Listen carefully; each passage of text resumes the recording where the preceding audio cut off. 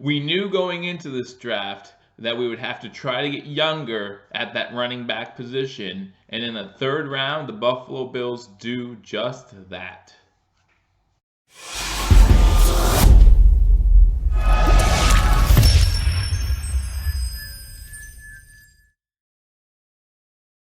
Welcome to Believers Talk. My name is Joe, and welcome to another breakdown edition of Believers Talk, where we break down every single Buffalo Bills draft pick. Today, we are going to focus on our third round, 74th overall draft pick, Devin Singletary, running back from Florida Atlantic. Before we do that, however, I want to remind everyone, if you haven't already, hit that subscribe button, guys. Hit that subscribe button as we continue to keep you updated on Buffalo Bills news, not only breaking down every single 2019 NFL draft pick, breaking down every single free agency signing, also going to keep you up to date during camp into the preseason, then of course give you live play-by-play and reaction for every single Buffalo Bills regular season game. So I look forward to doing that. Again, hit that subscribe button, leave a like for this video, and then also leave a comment as well, and we will happily we'll talk back to you as well, so that way we can communicate a little bit. But again, thank you for joining me on Believers Talk. We're going to talk about Devin Singletary. Again, Devin Singletary was the third round pick, 74th pick overall for the Buffalo Bills. Devin Singletary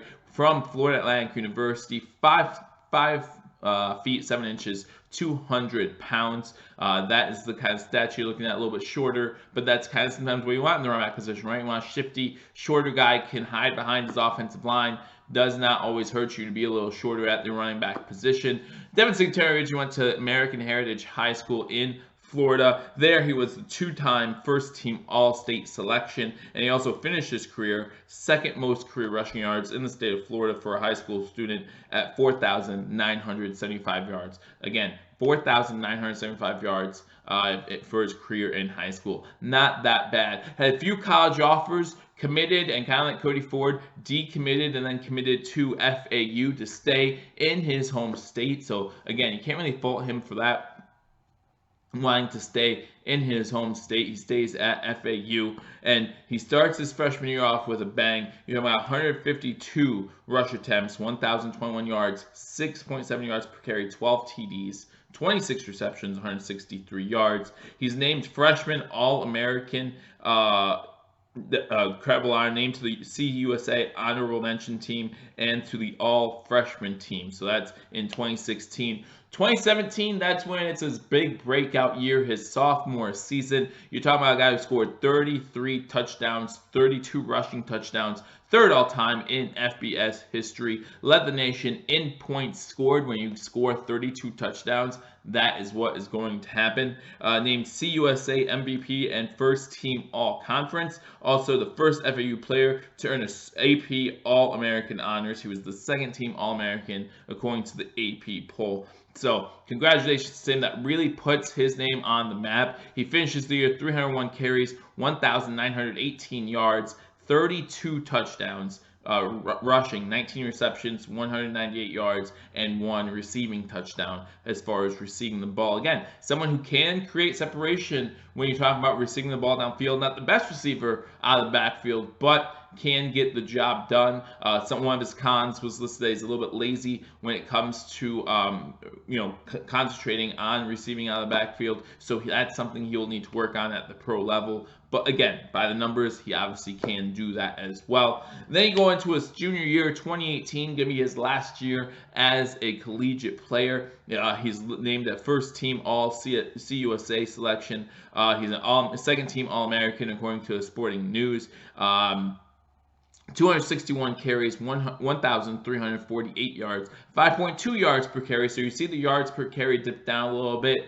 This can be explained as teams just focusing on him. They're taking away your best weapon. And even when focusing on him, he's still able to average 5.2 yards per carry and get 22 touchdowns. So obviously he knows how to run in 8-man boxes, which is something he might face coming into Buffalo. So what do we think about this pick? Picking him with the third round pick, 74th overall for our Buffalo Bills.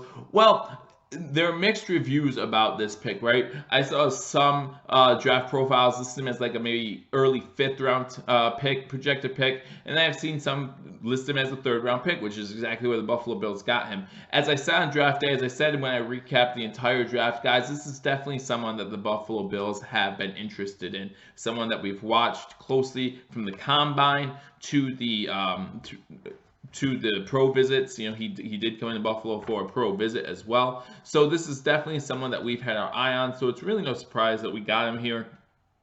Maybe got him a little early. You have to wonder if maybe we got him a little bit early. But when you have a guy in mind that you like, maybe we didn't think he'd last the end of the 3rd round. At this point in the draft, we did not have another 3rd round pick. There was a little bit of a run at running back starting at this time, so we picked up our guy. And I'm okay with that. Again, if you've watched this channel, you know I was a Bryce Love fan. I'm a Bryce Love fan. But we get the guy that Brandon Beane wants. I'm okay with that. You look at his combine numbers, not the greatest, but again, these are just one snippet appearances. So you talk about 40 time of 4.66.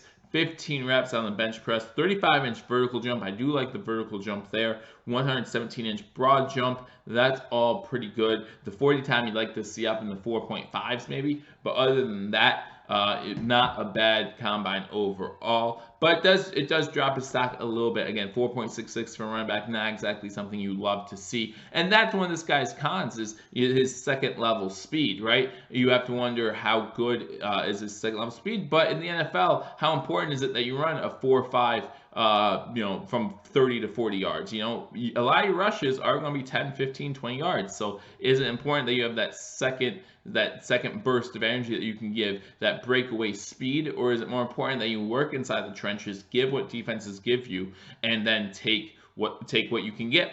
Now, another issue with Devin Singletary is, as his nickname suggests, Lil McCoy loves to cut, loves to juke and drive and work his way for yardage instead of just going north to south, right? One of my biggest pet peeves of running backs is that they don't just run north to south. Listen, I know that some players, including LaShawn McCoy in his heyday and maybe even Devin Singletary, can make something out of nothing. You know, look at Barry Sanders, look at some of the greatest of all time. What they were best at is creating something out of nothing. But you also have to know when it's okay to just take a 3 to 4 yard gain and just get knocked down. That's a great thing about Devin Singletary. He doesn't get knocked down easily. He will definitely go after contact, and he will pound into you and get lots of yards after first contact. So that's something you like to see a lot of. That's something that's unlike McCoy early in McCoy's career, which might have saved him a little bit. You know, he would step out of bounds instead of taking that hit, which again, if it preserves your career a little bit longer, then of course you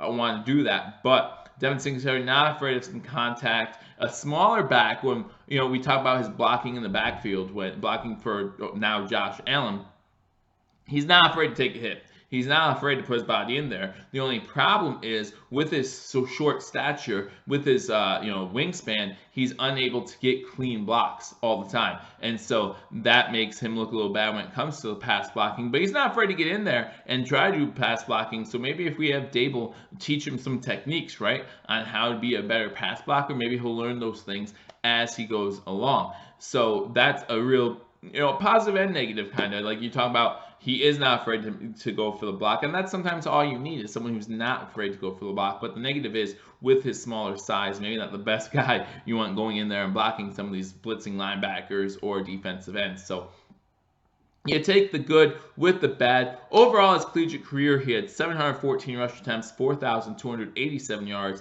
66 touchdowns, 51 receptions. Again, silent, but can get some receptions out of the backfield as well. 397 yards and that one touchdown.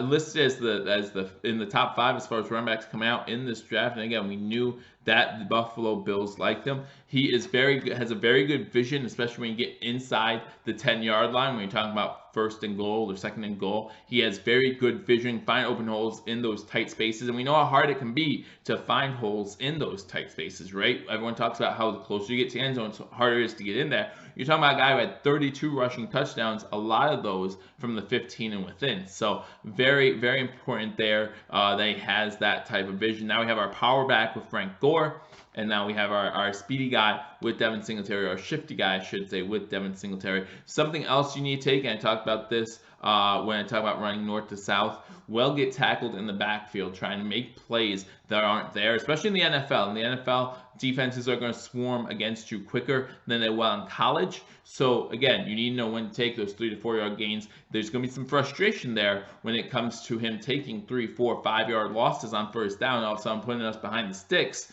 That's going to lead to some frustration for Bills fans. So we have to be ready for it. Will we take the explosive plays for those plays of loss? Remember, Barry Sanders is, I think he's still number 1 as far as plays that he carried the ball and lost yardage. I think he's still number 1 in the NFL. But are you willing to take that for what Barry Sanders gave you on the offensive side of the ball? Of course, for Barry Sanders, you will. Are we going to take that for Devin Singletary? Just not sure about that. He has the ability to absorb hits, and again, we talked about that a little bit with his toughness. And again, I love tough guys. So we talk about his ability to absorb hits, stay balanced. Again, the good thing about being short is you have a low center of gravity, so you can absorb the hit and then keep balanced and keep moving forward. So that's something that we really like about him here. One concern for a lot of pro scouts is how much he did handle the ball. You talk about going back into high school, going into college, talk about handling the ball a lot. He already has more than 600 carries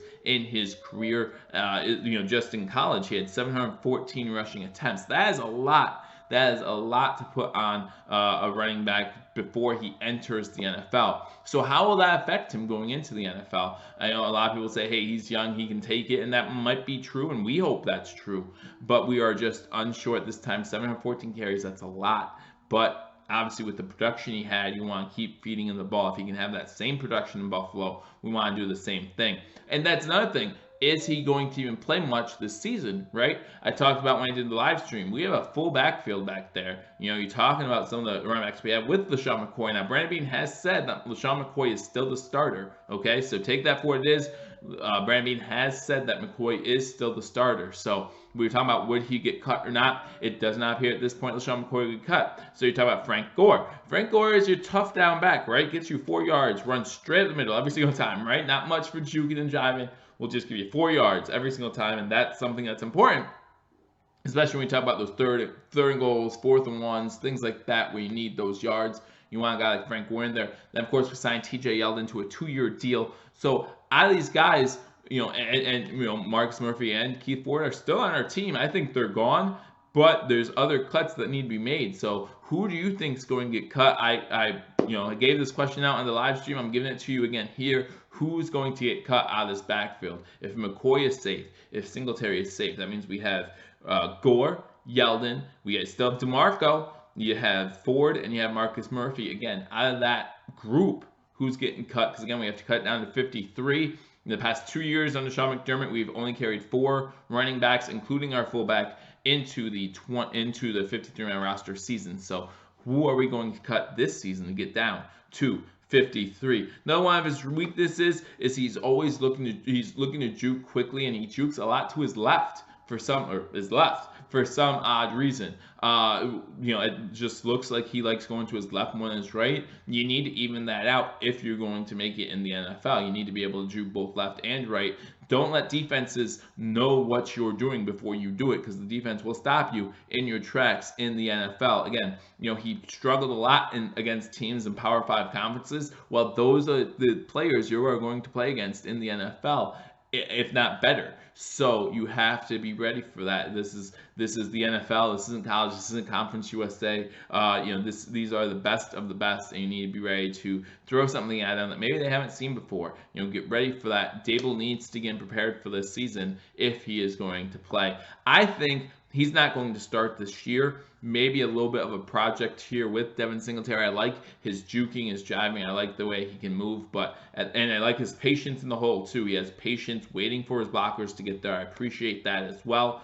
But I don't think he is going to be a starter right away. I think this is still LaShawn McCoy's job. But maybe a little bit of a project, maybe someone we can have as a third down back maybe to start this season, then go into next season, because McCoy contract over next season. Gore contract over after the season. So these guys will be gone.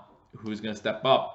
Devin Singletary has a chance here. So again, thank you, Joe, man. I believe it's talk. My name is Joe. Let me know what you think. Do you think Devin Singletary will be starting for the Buffalo Bills sometime soon? or do you think he's going to take a back seat to McCoy for another season, and then maybe if he progresses next season will be his season? That's what I'm looking forward to for Devin Singletary. Again, maybe a third down back this year, or just a guy that's going to come in and mix it up every once in a while, and then next season, once McCoy is no longer on the team, he'll take over, hopefully, as the starter. So let me know what you think in the comment section below. Again, thank you for joining me on Believers Talk. Hit that subscribe button, and I look forward to talking to you all soon. Until I do, go Bills. Again, that's normally where I end, but for the next couple weeks, I wanted to make sure to remind people I am now an Amazon affiliate, and this Sunday is Mother's Day. Do not forget Mother's Day this Sunday. So if you go down to the description, there's a link for my Amazon affiliation. It doesn't cost you any more money if you're planning to shop on Amazon anyhow. Click on that link. It helps out the channel. I really appreciate it. And this way we can continue to give you the best Buffalo Bills coverage we can. Again, Mother's Day is this Sunday. Go on there, buy mom something nice for her. I have a link to some Buffalo Bills stuff down there as well. So if you're looking for Buffalo Bills merchandise before the 2019 NFL season truly gets underway, be sure to click on that link. Help me out. Still get some good stuff from Amazon as well. So again, thank you for that. I look forward to seeing you all soon. Until I do, go Bills.